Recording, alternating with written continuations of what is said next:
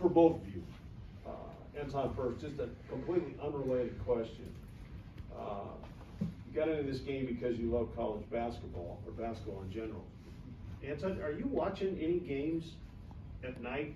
Like last night, there were two crazy games. Are you watching those games? Nah, I for sure watched the Auburn game, and then I also watched the Michigan game. But I was more paying attention to the Auburn game, and it just kind of shows that like when you're that #1 seed, like everyone's trying to beat you. Arkansas, they rushed the court, and like we've been there before. 2 years ago at BYU, that happened. So it's cool to see like other teams play and just watch how they're doing. So. Andrew, same question for you. Yeah, I love the game. I'm always watching games. Yeah, just looking at the competition, seeing when we're playing, seeing where we match up. I'm a basketball junkie, so I'm definitely watching. Sure. You guys have had that target on your back before, like you said. Does it help when you have experience with that? So if you guys happen to be ranked #1 next week, you kind of know how to deal with it better than a couple years ago, maybe. Yeah, I really don't think it matters where we're ranked. I think everyone's still trying to beat us. Ever since I got here, we've been ranked high. So it's always been that target on our back. And even in WCC, all the teams are trying the hardest to beat us.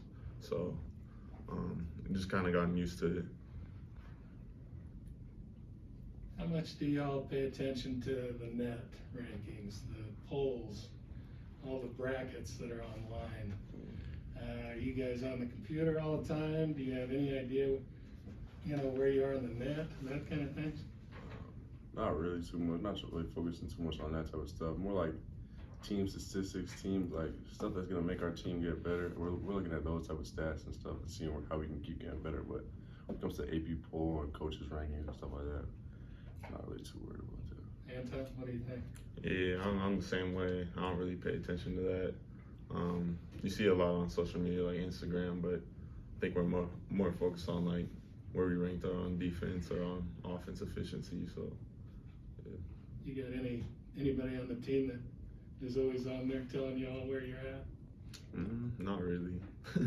We hear from coach all the time, just like don't pay attention to it. So I think it's pretty easy not to look at it. Are you guys trying to block it out purposely, or is it just doesn't interest you at this point? I don't think it really interests us at this point. I mean, especially for us too. We played in the team. We were #1 every single game last year. We're number 1, 2, 3, 4, 5 this year. It's tomato, same thing. So it's like that ranking really doesn't mean much until you win the championship or whatever it is. So we're not worried about that. You talk about the looking at the metrics as to where you can improve. What are some of the stats that you guys still feel like you can build on right now, despite being so efficient offensively and so good on defense right now? I think rebounding is like a big point of emphasis for us right now, both sides of the floor. And then we just want to keep driving our DER numbers up, try to get that to .8. So those are the main two I think we're focusing on. You guys are both in the top 5 of steals per game in the WCC right now. Can you guys kind of both talk about your defensive mentality and why is that such a big stat for both of you guys? I think I just play off instincts, and it's helped me a long way. Ever since high school, that's been the main focus, just playing defense. And when he plays, I feel like it's the same thing. He sees the same things before the plays happening, and causes us to get a lot of steals and make plays before it even happens. So I think the same. Coach lets us play off our instincts, gives us a little freedom on the defensive side of the ball. So we just kind of use that to our advantage. How do you balance taking gambles and kind of being more conservative with steals, and do you figure out when to take the gambles and when not to? How do you kind of balance that? I think that's kind of just like a feel thing, honestly. Try to be solid most of the time, but when it seems like we kind of got the bottled up pressure and they're kind of off balance, maybe you go for a steal there or something, but try to stay solid majority of the time. Andrew, Rasir transferred in this year. You did it a year ago. Probably went through a lot of the same steps and initiating yourself with the team and all that. What was it like for you, and did you kind of help him in some way, knowing what he was going through? I think the culture and your family environment here is just so easy to just fit in seamlessly. I think the guys last year, they just brought me in with open arms. When I got that waiver to play, they're just excited as much as I was. So it was just so easy for me to kind of blend in. And I think Razier's the same way. Everybody likes him. He just fits in so easily. So wasn't really much I had to do to help him kind of fit in. What do you guys think of his game? What's he adding here? He's a bucket, and he plays hard, and he's quick. He's one of the quickest dudes I've seen. So, you know, he has a lot of weapons to this team. Yeah, I think veteran player. He's probably top one of the most minutes probably in college basketball on our team. So he has a lot of experience. You can see how he plays. He can shoot it. He can push the pace, which is really good for our offense. So he just fits in really well for us. He can guard all that. Did you guys watch? Go ahead. Sorry, no, go ahead. Did you guys watch the Pacific USC game last night? And what would you kind of see from Pacific that stands out that you guys will have to kind of account for on Thursday? I didn't get to watch it, but I heard about the scores. We have been watching a little bit of film on them. Definitely locked in. I got a better answer for you after closer to the game, I think. Let's talk about Saturday. You know, St. Mary's has always been, since you guys have been here, a bit of a rival for you.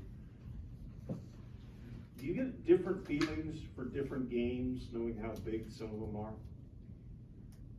Do you have a different feeling for Pacific than you do for St. Mary's? I think that's kind of natural a little bit when you're a little high ranked. You kind of, especially when you play a lot of games, older players on the team, kind of maybe look at a game a little bit easier than the other one. But that's what we always talk about, just having a mature approach and coming in with that same drive and same intensity every game, no matter the opponent. So I think we're getting better with that, and I think, I think that's what it is. Yeah, it's on human nature says, though, it doesn't, right?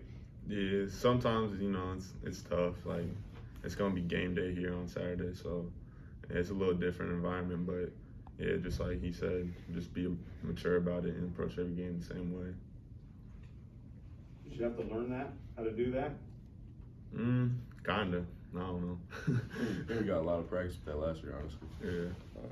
No fans made it even harder, so I think we got pretty mature with that approach to the game every day. You've seen all kind of styles this year, Alabama and Merrimack and Bellarmine. And how different is it when you play St. Mary's than anyone else? They just slow the game down, I think. I remember last year, like, we were scoring like in the 80s, 90s every game, and then played them and scored like 50. So it's definitely a different type of game, but they're gonna try to play hard, you know, give us some tricks, but you know, we'll play through it. Yeah, I think St. Mary's, they slow down the game, they play tough. Obviously, they've played us so many years, they know what we're doing, we know what they're doing, so it's like it's one of those games where kind of everything matters. But I think it's more about us, what we do, and our approach, for sure. There was an article in KenPom that came out today that said right now you guys have the highest scoring margin differential in conference games in the last 25 years. So far in conference, how have you guys been able to kind of put your foot down on these guys' throats and kind of, you know, be able to just explode offensively? I think that just how new of a team we are at the beginning of the season, there's so much room for growth, and I think we're seeing that right now. Everybody's just growing into themselves and getting more comfortable, finding their roles, finding their spots to pick. And I think we're just flowing and gelling at a high level right now. I think that's why the score margins are like that. How do you think this offense compares to last year's offense? Both obviously pretty good in different ways, but not necessarily better or worse. But what's different about this year's team, and what's made this year's team successful in offense as opposed to last year's team?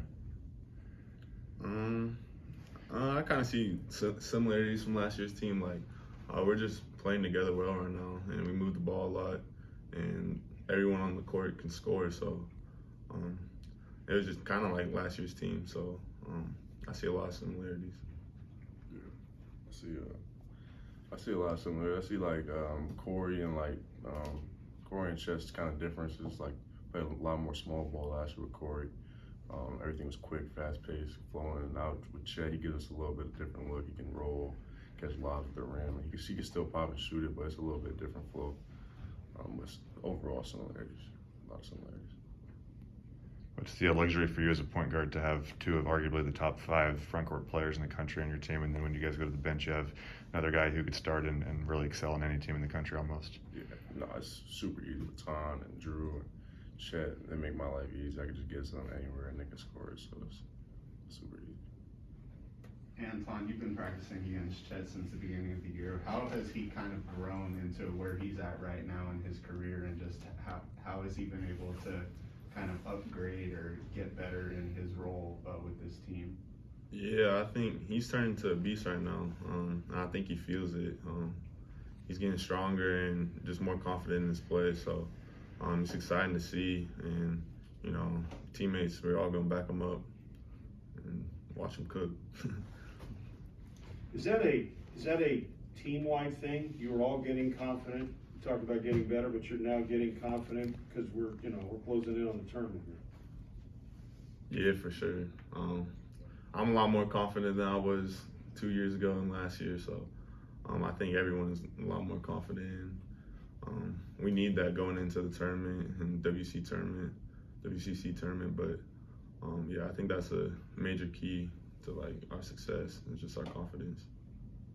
Yeah, I think the same. Everybody's confidence is coming together. We're gelling at a high level. It's bound to happen from the beginning of the season to the end of the season. Anton, somebody sent me a picture of you on a billboard over here. I'm sure you know all about it. How did that come together, and how much feedback do you get from whoever, teammates, classmates, family, at that billboard? Yeah, it was just a NIL deal I did beginning of the season, but it's funny because like I got professors telling me like I'm driving down to Chick-fil-A and I see your billboard, so you know it's cool. It's cool to hear that from like family members and just teammates and all my friends, and especially since I'm from Spokane. You know, it's been a cool experience to just hear that from everyone. Where is it? Where was it? It's on Division, kind of next to the mall. Okay. What was the company? Is it a mortgage? Yeah, Modus Mortgage. You have a lot of expertise in the mortgage area? Not really. Anton, did you ever play against Alfonso Anderson when he was at NIC for a year, or just being a Washington guy? Did you know much about his game or anything like that? I didn't, but I kind of saw him in high school. He went to Garfield, right? Yeah, I think he transferred from Wilson maybe to Garfield. Yeah. I saw him in high school, and you know Garfield was one of the best 3A teams in Washington. So I kind of watched him play a little bit during state and stuff. So he's a good player for sure. Are we gonna see Headband Andrew again on Thursday? Yeah, probably. If I could, I'm about to try to buy a headband tonight, actually. If I get it, I will. If not, it's all good. Any more questions? I got one more. Andrew, clearly this roster is super talented, not only front court, but also in the backcourt. How have you seen from game 1 to game 21 the development of Nolan and Hunter? Yeah, I think just me being a young guard at one point at Florida and just kind of going through the growing pains and just getting better. And literally the best thing you could do is learn through experience. And I think that's what they're doing right now. They learn through experience. They're just getting better, feeling more comfortable out on the court. So yeah, that's what I see from them. I think there's a bright future ahead for those guys for sure.